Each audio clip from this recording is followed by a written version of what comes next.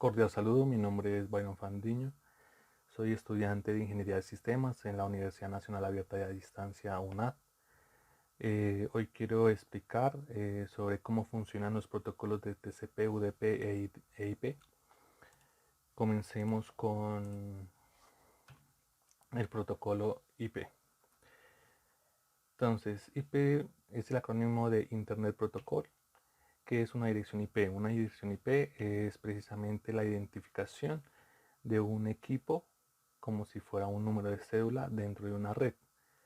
Un equipo hoy día lo podemos mencionar más que todo como un dispositivo, ya que puede ser un equipo de mesa, puede ser una impresora, puede ser un televisor, una tablet, un smartphone, un teléfono IP, un router o un access point, entre otros muchos. Entonces, las direcciones IP se dividen en dos categorías. La IPv4, la cual tiene una notación decimal de 32 bits, segmentando en 4 grupos de 8 bits esta categoría. Luego tenemos la IPv6, que es una representación hexadecimal, donde está representada por 128 bits, de los cuales la mitad hace referencia a la numeración de la red y la otra mitad a la numeración de los dispositivos. La asignación de la IP se puede realizar de dos maneras, de forma automática, es decir, por DHCP, o utilizando una edición IP manual o estática. En el caso del primero, podríamos utilizar ya sea un servidor DHCP o un router para asignación de IP de forma automática.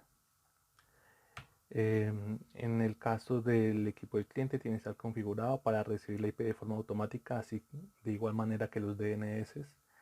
Este es un pantallazo de la configuración de mi tarjeta de red, en el cual el router al cual me encuentro conectado le asigna una dirección IP de 192.168.1.2.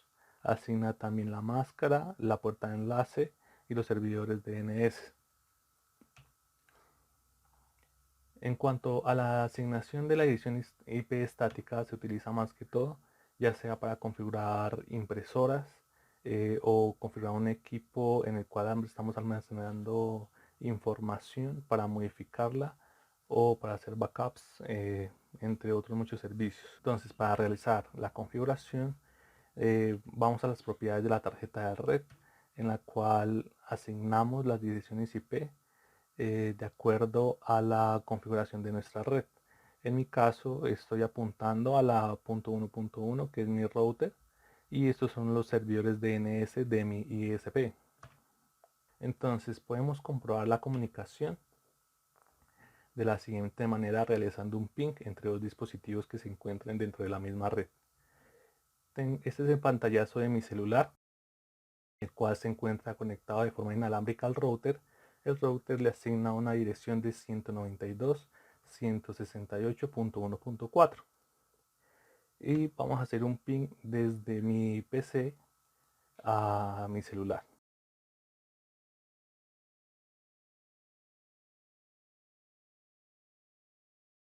Entonces, primero verificamos que se encuentren conectados dentro de la misma red.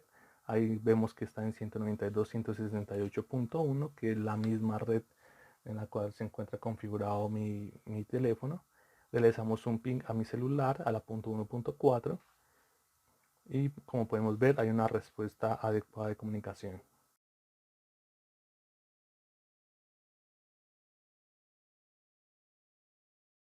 Ahondando un poco más en el funcionamiento de la IP, lo podemos hacer referencia en el modelo TCP/IP, donde recordemos que en la capa de aplicación se encuentran los datos de los usuarios que se comunican mediante los diferentes puertos de acuerdo al servicio que haya necesitado el usuario y utilizando ya sea HTTP, FTP, POP. Estos datos pasan a la capa de transporte donde se encuentran TCP y UDP. En esta capa se realiza la segmentación de los datos recibidos de la capa anterior, y una vez hecho esto se pasan a la capa de internet. Aquí es donde se encuentra nuestra IPv4 y IPv6, dependiendo de cuál esté usando el equipo emisor. En este caso, esta capa recibe los segmentos y los encapsula en paquetes. Y además de eso, asigna las direcciones IP para tomar la mejor ruta de comunicación al host de destino. Por último, en la capa de red, esta capa recibe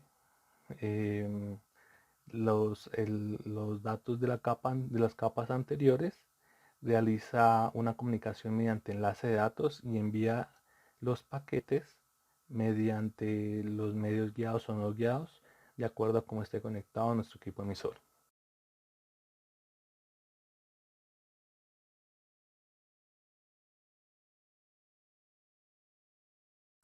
Continuamos con los protocolos TCP y UDP. Las características principales de estos dos protocolos es que en el TCP está orientado a la conexión, es decir, que verifica que el equipo destino va a recibir los paquetes que necesita enviar el equipo emisor. Esto es lo que realiza, lo que hace una conexión confiable, ¿sí? Lo que no pasa con UDP. UDP empieza a enviar los paquetes sin verificar que el emisor esté disponible para recibirlos o no. En cuanto al TCP, utiliza secuencias, es decir, que envía un número de confirmación al equipo receptor, y este a su vez envía un acknowledge, que es un número de confirmación para realizar la transmisión de los paquetes, de la comunicación, lo que no pasa con UDP. En TCP se utiliza más que todo para descargas, impresiones, archivos compartidos, solicitudes a servidores por los diferentes puertos, mientras que UDP es utilizado más que todo para videoconferencias, juegos en línea, voz sobre IP. En el funcionamiento del TCP se da más que todo de la siguiente manera, utilizando el three-way handshake. El handshake, que significa apretón de manos. Three-way porque sencillamente hay tres movimientos de confirmación. Aquí tenemos un cliente y un servidor, donde el cliente envía un número de sincronización, número de secuencia.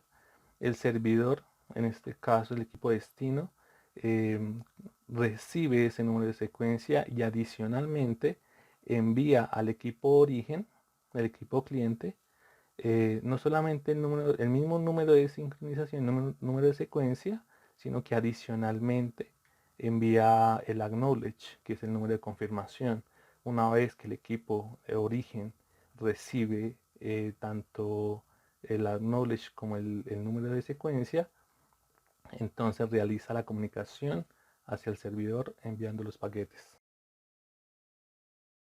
En este caso, el UDP no realiza esa secuencia, sencillamente empieza a realizar el envío de los datos sin confirmar que el equipo receptor está recibiendo los paquetes. Bueno, muchas gracias. Espero que haya sido de su agrado.